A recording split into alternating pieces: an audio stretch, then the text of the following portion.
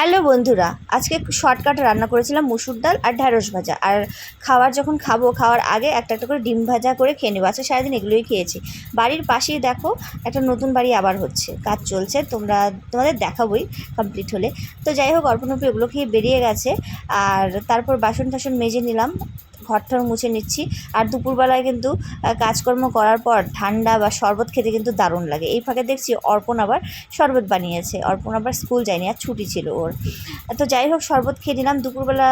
তারপর স্নান করে পুজো টুজো দিয়ে খাওয়া দাওয়া করে একটু যে ঘুম দিয়েও নিয়েছি। ঘুম থেকে উঠে মানে সন্ধ্যাবেলা যা যা কাজ থেকে করেছি, তারপর দেখি অর্পণপি অনেক অনেক মাছ নিয়ে এসছে। এটা হলো ট্যাংরা মাছ, এটা হলো তোমার চাদা মাছ, রূপচাঁদা মাছ, তারপর ওইদিকে আইকর মাছ, এটা হলো পাবদা মাছ, তা ওটা ল্যাটা মাছ। তো এতগুলো মাছ তো একা কাটা সম্ভব নয়, তো অর্পণপি কেটে দিচ্ছে, আমিও সাথে এখন কাটবো। সব মাছ কেটে ধুয়ে ফ্রিজে রেখে দেবো, তারপর আস্তে আস্তে খাবো। সব মিলে ভিডিওটা ভালো লাগলে লাইক করো।